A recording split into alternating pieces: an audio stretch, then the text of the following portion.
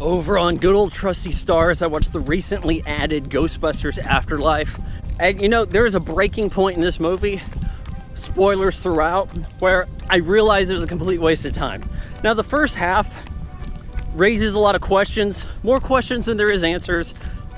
You know, why is there like this biomechanics face obscured basically stand-in for Egon, right? As he's fleeing invisible creature, like, but it kills him. I mean, we've seen ghosts appear in Ghostbusters, but they didn't really seem to kill anybody, right? They were a nuisance, sure, I'll grant you that. But I mean, come on. You now have Carrie Coon and her kids, Stranger Things, and young Sheldon's friend. Granted, can't remember the actress' name, or even her character. Was it Phoebe? She's actually a pretty talented actress. I'd like to hope that she stays on the straight and narrow. Would like to hope. One of the better qualities about this, she evokes Egon. She's got the mannerisms, characteristics of her grandfather. But you go and you shoehorn in cameos early. Annie Potts shows up. I'm like, okay, good. That's the grandma. Nope. I'm just flew out to middle of Oklahoma to do his finances. Bye. Like, what the hell is this? And at what point does Egon have a daughter? Carrie Coon would have had to have been alive during all the Ghostbuster antics. Never mentioned, not even Ghostbusters 2. Gotta raise my little daughter. Nope. This stuff is tacked on, and it was a story that didn't need to be continued, except for money. Who do you get to direct it? Ivan Reitman was still alive, but we passed the torch to his son, Jason, who says he was the first Ghostbusters fan. And I believe him. He was available to be on set watching the dailies.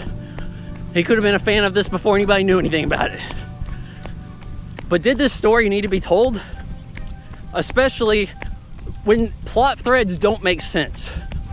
Stranger Things sees Ecto-1 in the barn. It's like, what a shitbox. And then repairs it for why? So that we can have Ecto-1 in the movie. It doesn't make sense. There's a girl he likes named Lucky. If she was with another guy because he had a car, man, if I had a car, right? Nope, not a story. Paul Rudd plays Paul Rudd in everything he's in. He shows up to be, hey, I'm a fan of I was about to say Star Wars, Ghostbusters. Yeah, sure, I'll do Ghostbusters. Even though we operate in a world where ghosts exist and would have been on par with one of the greatest historical events in modern history, we have to have our scientist, nerdy girl character not believe in ghosts. Let's go one better. Her grandpa was a Ghostbuster, people. I don't understand the logic in having people not believe it. Is it supposed to be because Zoomers have to rediscover things? That they don't believe things that happened before they were born happened? Would she deny landing on the moon? Probably not. Christ, that may not be the dumbest element in the plot. I mean, seriously. Yeah, we get that she's supposed to be socially awkward. We don't see any rival. No one's picking on her. That doesn't make any sense. By the time we get to the middle of the film, the jumping of the shark completely happens at Walmart, where we hammer home that product placement. All right, Paul Rudd saunters into Walmart, grabs some ice cream. Not just any ice cream, Baskin Robbins, which I have never seen available anywhere but Baskin Robbins, let alone in a Walmart.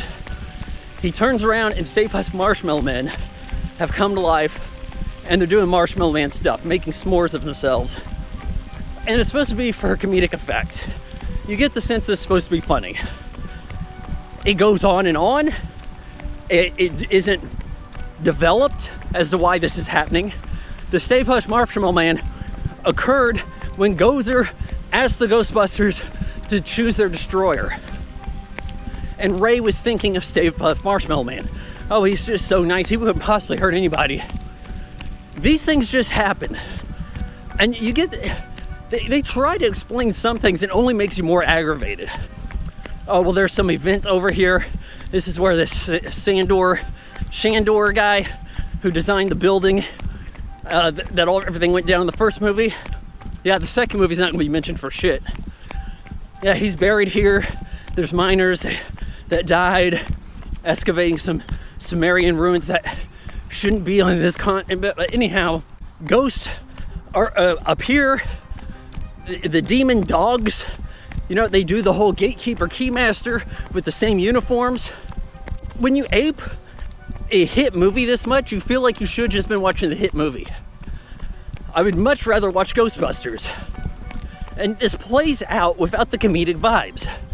We need at least the trio, maybe even plus Winston, to get the comedy in Ghostbusters, okay?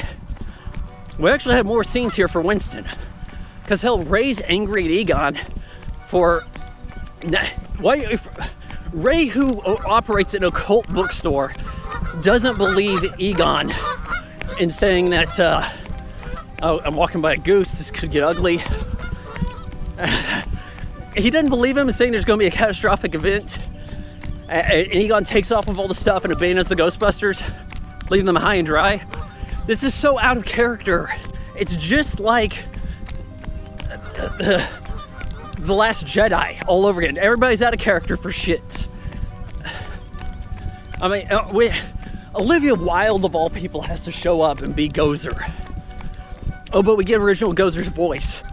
Look, I haven't seen Ghostbusters 2016. I don't feel inclined to do so. It looks awful. But even in rebooting Ghostbusters, it might be more original than this movie. Look, I can't give Ghostbusters Afterlife anything more than 2 out of 4 stars. Maybe it realized it couldn't be funny, so it tried to hit you with the feels. It tried to be a dramedy with Ghostbusters instead of a comedy. Yeah, that'll please a crowd. Oh, well, I guess it will if it has enough nostalgia. You just watched a video from my son. He's about 40 and lives in my basement, ladies. So subscriber and notify the bell for ringing. Okay, I said what you wanted me to say. Now do the goddamn dishes.